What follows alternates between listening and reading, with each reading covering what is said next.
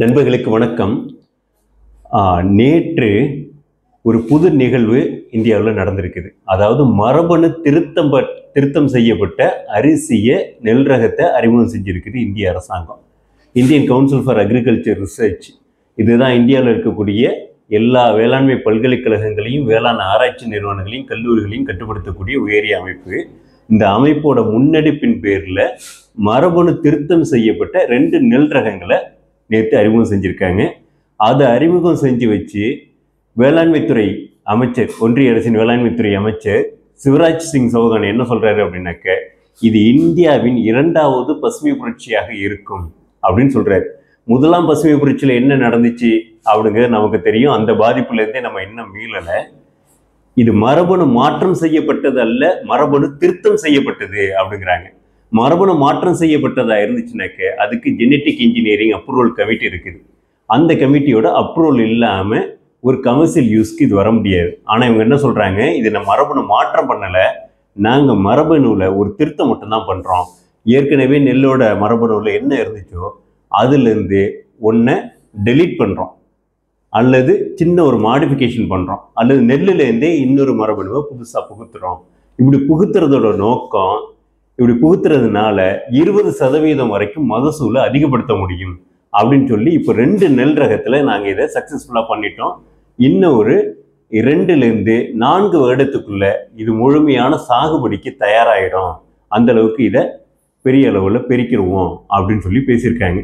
அந்த 2 நெல் ரகம் என்னன்னாக்க DRR டான் 100 அப்படிங்கிறதும் பூசா DST ரைஸ் 1 அப்படிங்கிறதும் இப்போ அறிமுகம் செஞ்சுருக்காங்க. ஜெனட்டிக் மாடிஃபிகேஷன் வேற, ஜெனட்டிக் எடிட்டிங், ஜீனோம் எடிட்டிங் வேற. ஜெனட்டிக் மாடிஃபிகேஷனில் இன்னொரு உயிரினத்தோட ஜீன் இதில் இன்சர்ட் பண்ணப்படும். ஆனால் இதில் இதோட ஜீன் திருத்தப்படுது அல்லது டெலீட் செய்யப்படுது. அதனால இது 2 வேற வேற அப்படிங்கிறாங்க. சரி, இதுக்கான ஆராய்ச்சிகள் வேற எங்கேயாவது பெரிய அளவில் முன்னெடுக்கப்பட்டிருக்குதா அப்படின்னு பார்த்தோம்னா இதோட விளைவுகளை பற்றி பெரிய ஆய்வுகள் எங்கேயுமே செய்யப்படலை. உலகத்திலேயே முதல் முறையாக இந்த ஜீனோம் எடிட்டிங்கில் ஒரு ரைஸ் வெரைட்டியை வெளியிடுறது இந்தியா தான். அப்படிங்கும்போது இதோட விளைவு என்னவா இருக்கும் அப்படிங்கிறது இப்போ அனுமானிக்க முடியாது.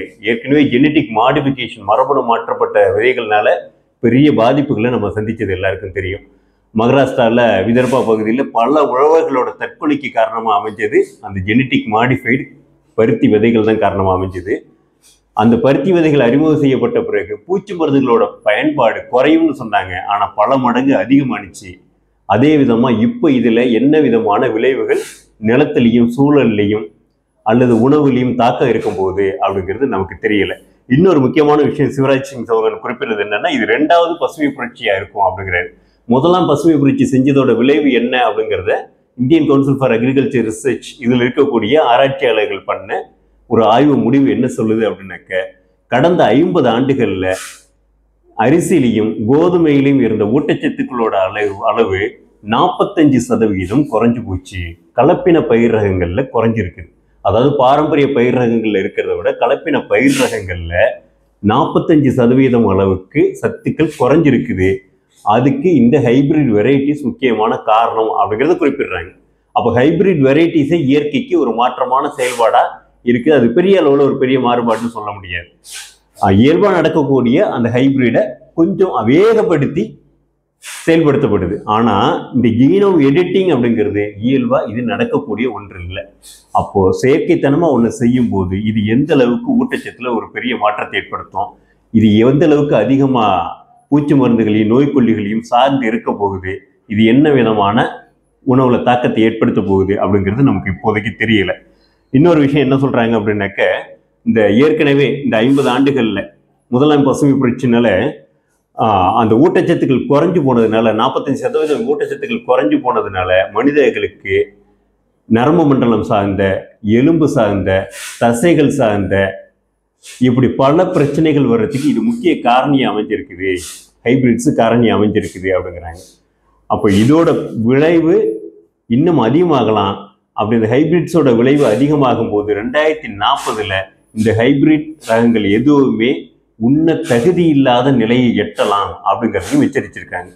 அப்படிங்கும்போது அதை விட பல மடங்கு கூடுதலான பாதிப்பை தரக்கூடியதா இருக்கலாம். இதுவரைக்கும் எந்த ஆய்வுகளும் செய்யப்படாத இந்த மரபணு திருத்தம் செய்யப்பட்ட அரிசி ரகத்தை இந்தியா அறிமுகம் செஞ்சிருக்குது. இந்த இடத்துல நாம கொஞ்சம் கவனம் எடுக்கணும், கொஞ்சம் விழிப்புணர்வாக மக்கள் இருக்கணும். ஏற்கனவே மரபணு மாற்றப்பட்ட பயிர் ரகங்களுக்கு எதிராக பெரிய ஒரு போராட்டம் 2007-8 இந்த வாக்கில் ரொம்ப கடுமையான போராட்டங்கள் நடந்துச்சு.